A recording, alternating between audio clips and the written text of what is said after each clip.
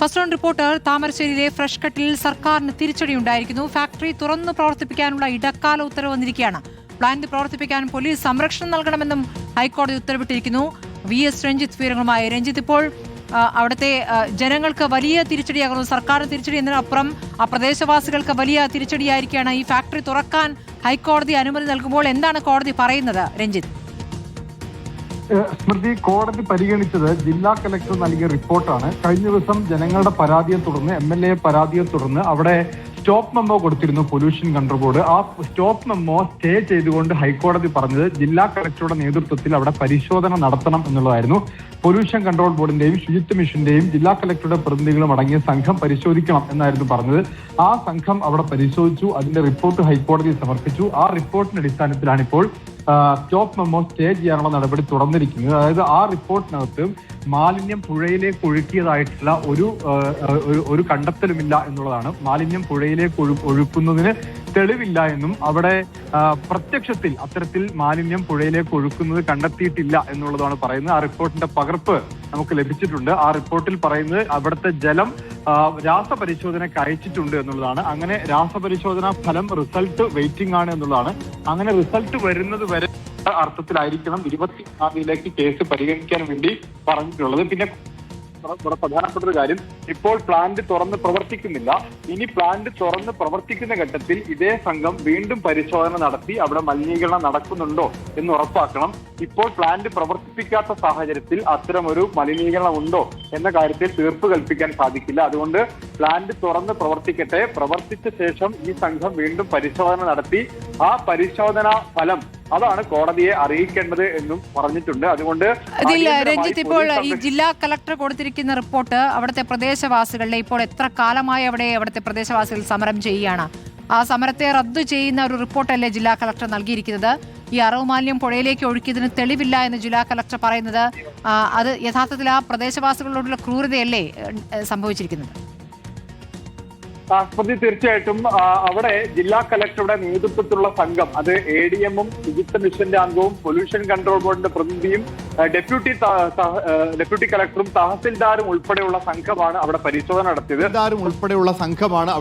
നടത്തിയത്.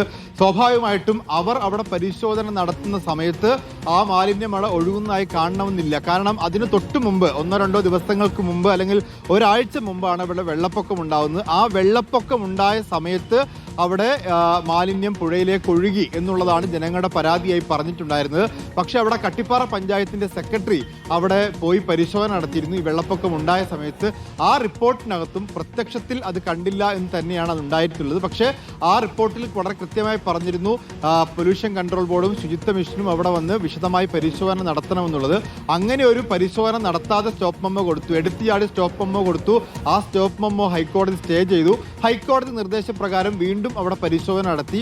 ആ പരിശോധനയിലും ഒന്നും കണ്ടെത്താൻ സാധിച്ചിട്ടില്ല എന്നുള്ളതാണ്. ഇനി പ്രദേശവാസികൾക്ക് ആകെ പ്രതീക്ഷയുള്ളത് ആ പുഴയിലെ ജലം രാസപരിശോധനയ്ക്ക് അയച്ചിട്ടുണ്ട്. രാസപരിശോധനാ ഫലത്തിൽ ഇത്തരത്തിൽ ഫാക്ടറിയിൽ നിന്നുള്ള ഏതെങ്കിലും തരത്തിലുള്ള മാലിന്യം, രാസവസ്തുക്കൾ അത് പുഴയിൽ കലർന്നതായി കണ്ടെത്തിയാൽ ഫാക്ടറി അടച്ചുപൂട്ടാനുള്ള ആ സ്റ്റോപ്പ് മെമ്മോ നിലനിൽക്കും. അല്ലെങ്കിൽ കോടതി സ്റ്റോപ്പ് മെമ്മോ റദ്ദ് ചെയ്യാനാണ് സാധ്യതയുള്ളത്. ഏതായാലും 21-ാം തീയതി ഈ കേസ് വീണ്ടും പരിഗണിക്കുന്നുണ്ട്. ആ പരിഗണിക്കുന്നതിന് മുൻപ് ഫാക്ടറി തുറന്ന് പ്രവർത്തിപ്പിക്കുന്ന സമയത്ത് ഏതെങ്കിലും തരത്തിലുള്ള മലിനീകരണം, ഈ പരാതിക്കാരും സമരക്കാരും ഉന്നയിക്കുന്നത് പോലെ ഏതെങ്കിലും തരത്തിലുള്ള മലിനീകരണം പുഴയിലോ പരിസരത്തോ ഉണ്ടെങ്കിൽ അതിന്റെ റിപ്പോർട്ടാണ് കോടതിയിൽ കൊടുക്കേണ്ടത്. അപ്പോൾ അവിടുത്തെ പ്രദേശവാസികളെ സംബന്ധിച്ചും അവിടെ മാലിന്യം ഒഴുക്കുന്നുവെന്ന് തെളിയിക്കാൻ ആ ഫാക്ടറി തുറന്നു പ്രവർത്തിക്കാൻ അനുവദിക്കേണ്ടി വരും. ആ പ്രതിഷേധം മാറ്റിവെച്ച്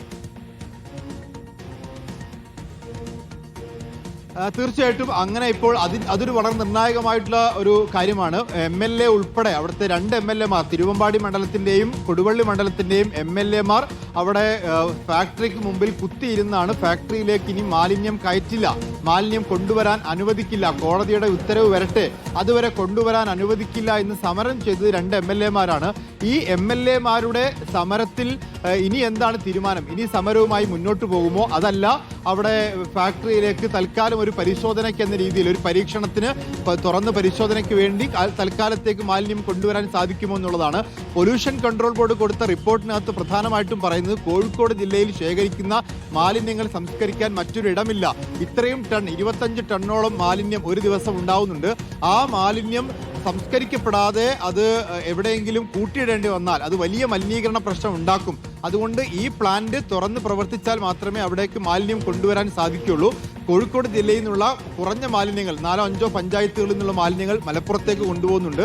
അങ്ങനെ കൊണ്ടുപോകുന്നത് ഒഴിച്ചു നിർത്തിയാൽ ബാക്കി മാലിന്യങ്ങൾ ഈ പ്ലാന്റിലേക്ക് കൊണ്ടുവരേണ്ടതിന്റെ ഒരു ആവശ്യകത ആ പൊല്യൂഷൻ കൺട്രോൾ ബോർഡ് സൂചിപ്പിക്കുന്നുണ്ട്. അതുകൊണ്ടാണ് ഹൈക്കോടതി ഈ സ്റ്റേ റദ്ദ് ചെയ്യാൻ കൂട്ടാക്കാതിരുന്നത് എന്നുകൂടി മനസ്സിലാക്കേണ്ടതുണ്ട്. ഏതായാലും വലിയ പ്രതിഷേധം വരാൻ സാധ്യതയുള്ള ഒരു ഉത്തരവ് കൂടി തന്നെയാണ് ഇപ്പോൾ കോടതിയുടെ ഭാഗത്ത് വന്നിരിക്കുന്നത്. ഫസ്റ്റ് റൗണ്ട് റിപ്പോർട്ടർ വാർത്തയാണ്. താമരശ്ശേരിയിലെ ഫ്രഷ് കട്ടിൽ സർക്കാരിന് തിരിച്ചടി ഉണ്ടായിരിക്കുന്നു. ഫാക്ടറി തുറന്ന് പ്രവർത്തിപ്പിക്കാനുള്ള ഇടക്കാല ഉത്തരവാണ് കോടതിയിൽ നിന്നും വന്നിരിക്കുന്നത്, ഹൈക്കോടതിയിൽ നിന്നും വന്നിരിക്കുന്നത്. പ്ലാന്റിൽ ഇനിയും പരിശോധന നടത്തണം. പ്ലാന്റിൽ നിന്നും അറവ് മാലിന്യം പുഴയിലേക്ക് ഒഴുക്കിയതിന് തെളിവില്ല എന്ന ജില്ലാ കളക്ടറുടെ റിപ്പോർട്ടിന്റെ അടിസ്ഥാനത്തിലാണ് ഹൈക്കോടതിയിൽ നിന്നും ഈ ഉത്തരവുണ്ടായിരിക്കുന്നത്.